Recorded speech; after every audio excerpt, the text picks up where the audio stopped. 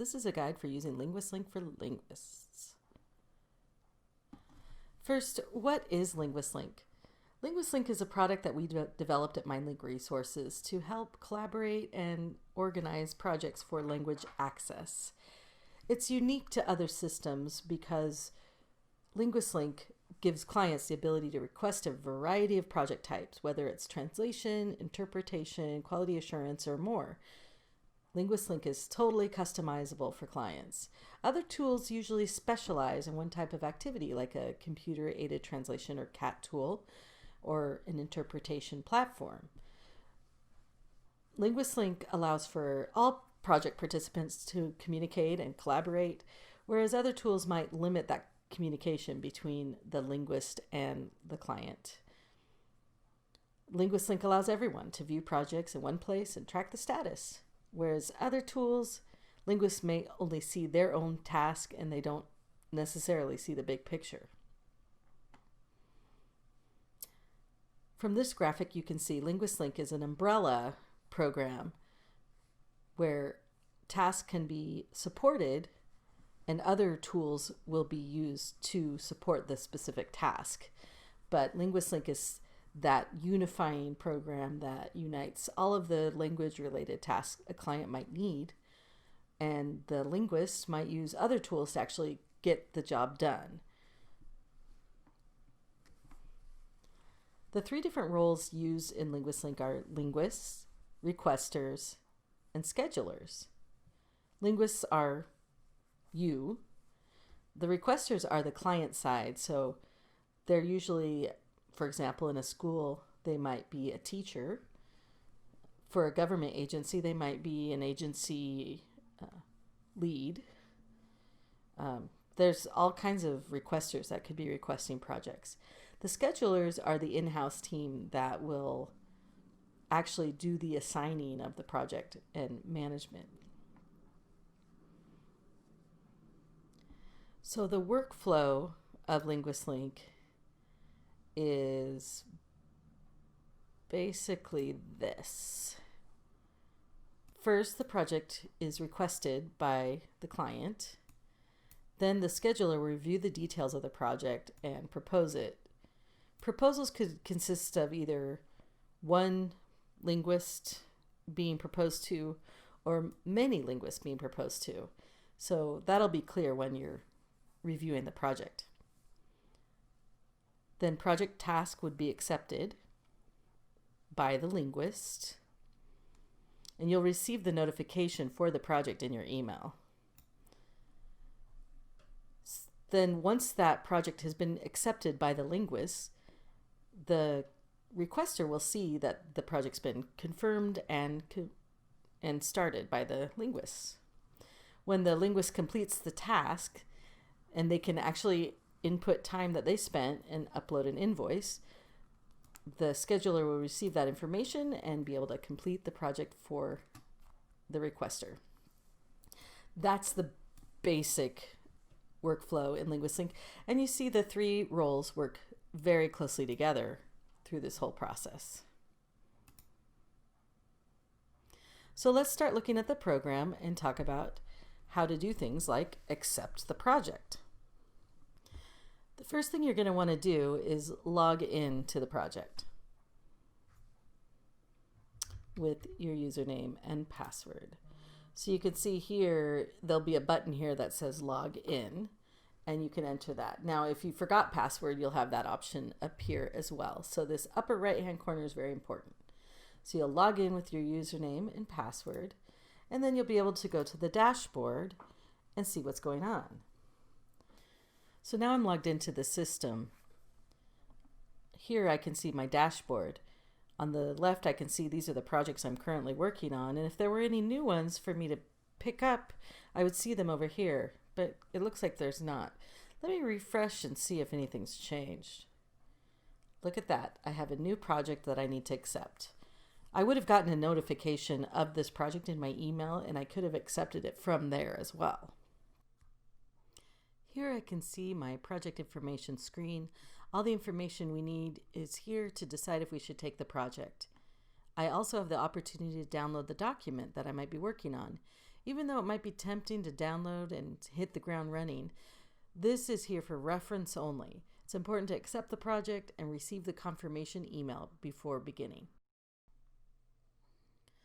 Everything looks okay and I feel like I can accept it.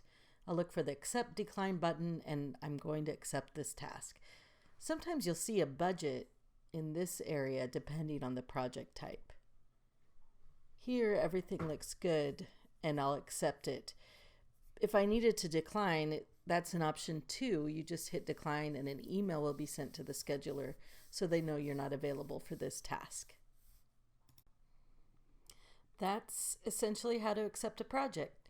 You'll receive a confirmation email as soon as it's accepted that tells you it's okay to work on. Make sure you check out all the fields before you start working. You'll know what needs to be done, and you should also know if you need to work in another system to accomplish the tasks, such as WordBee. Couple things to be aware of. One, you may download the files to review, but do not work on the project until you have officially accepted it. Once you've accepted the project, you will receive a confirmation email in your inbox, as I mentioned. If you didn't get the email, make sure that you're checking your spam folder and that no reply at LinguistLink.net is added to your contacts to make sure it's a safe address. If you unsubscribe from LinguistLink emails on purpose or on accident, you won't receive any notifications or opportunities. So make sure you email us at support@linguistlink.net if you think there's a problem.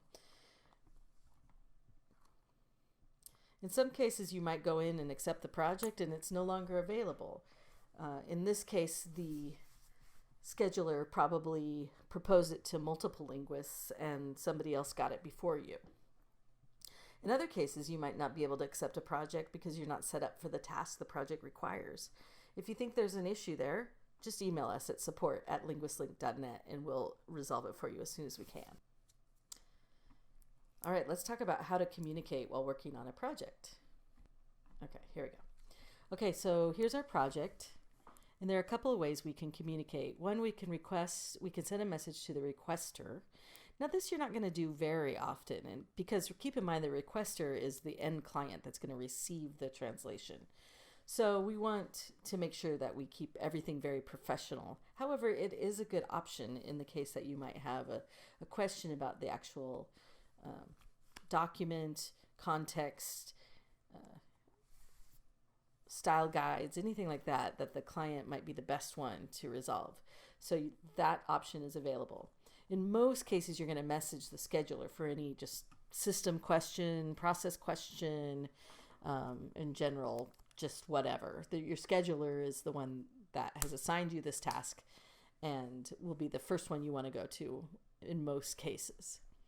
You also have the option to message everyone. Now keep in mind when a message is posted on this board, it goes to everyone assigned to the project. So you might have multiple linguists in multiple languages assigned to a project. Everyone will get the message that you post here. It can be convenient when there's something you want to share or you want to work in it as a team. For example, you might have a question about some nuance in your language that another linguist might be the best one to answer. So you can post here and have a discussion about it. But like I said, just make sure you know everyone gets a copy of this, including the requester. So my suggestion is primarily just go to message scheduler when you need to discuss something, but you have some other options as well.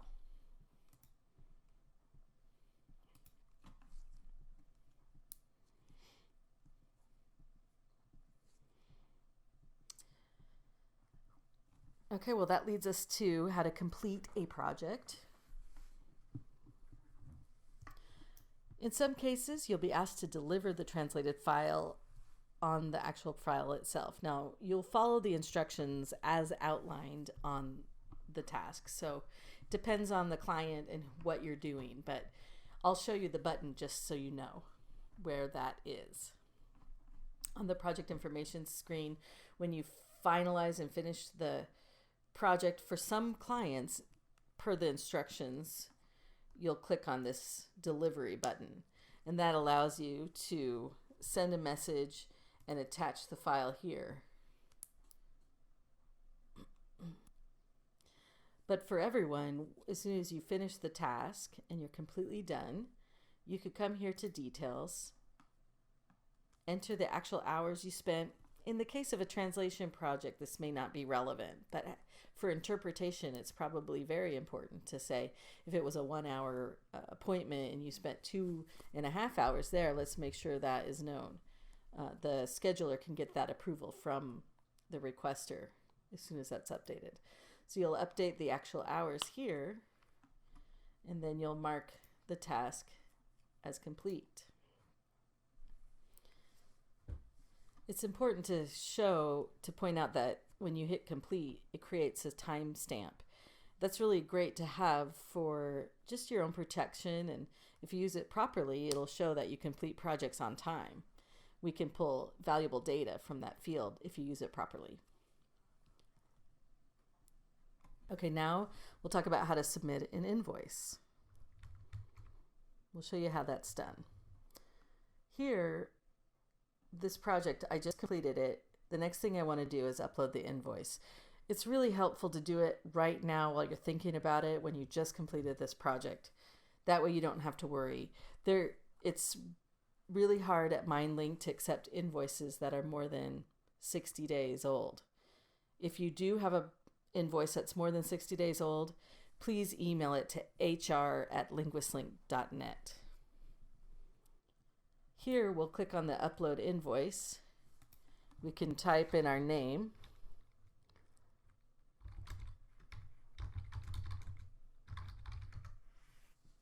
And then upload the invoice. Put a comment. And send it on its way. Let me point out something though that's very helpful, because you may forget how to create an invoice. What I suggest is come to Get Help. This has a ton of articles and documents that are there to help you, whether you're working for MindLink or another client just using LinguistLink. So here I can just type in invoice, and you'll see there's articles about how to submit that invoice. When you see it's from HR, you know it's a good article for submitting an invoice to MindLink.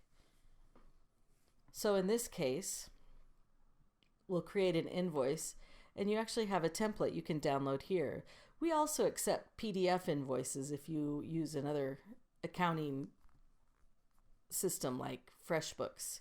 It's important that you manage your own accounting. So whatever works for you works for us, but we just need a separate attached Excel, Word, PDF document to be uploaded into the system. But this instruction will walk you through the whole process on how to submit an invoice. And there's also a YouTube video here. So it's a great resource, and I encourage you to go there, especially if you don't work a lot. You might need to refresh yourself. So let's say we've completed the invoice template and we uploaded it here. And then you'll notice the status is in new. Now that's important to notice, because before we can schedule the invoice for payment, it needs to be approved by the scheduler. If you notice it sits in new for a while, feel free to add a comment, say, hey, don't forget to approve me. It really does help us when you are helping us keep an eye on what's going on.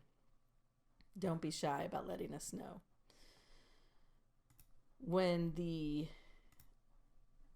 scheduler is ready, they'll approve your invoice, which I just did, and now the status shows approved. Payment will be scheduled, and with MindLink, it's within 45 days of when the invoice was uploaded, and we capture that date right here. So even if it takes a week or two to approve it, we'll use this to schedule the invoice.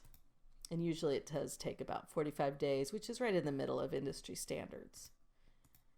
I can click on this little down arrow and go back to my project. And that's how to submit an invoice. You can also track your invoices here on Upload Invoice. You can see all the invoices that you've uploaded and what the progress is on them. system. The best thing to do when you have a question related to the project is post a message on the project information page to your scheduler. If you have a question, though, about the system, for example, your password, your profile, something doesn't seem to be right, you can send an email to support@linguistlink.net or go to the website support.linguistlink.net. Remember that handy little ambulance in the menu bar that says Get Help? That's a great place to go as well. If you work for MindLink and you have a question about payment, onboarding, anything administrative, email us at hr@linguistlink.net. If you work for as a supplier for another client, check with your scheduler and ask them about any admin related issue. And that's it. So thank you for joining us today and getting some of these highlights, and we look forward to working with you in LinguistLink. Thanks again.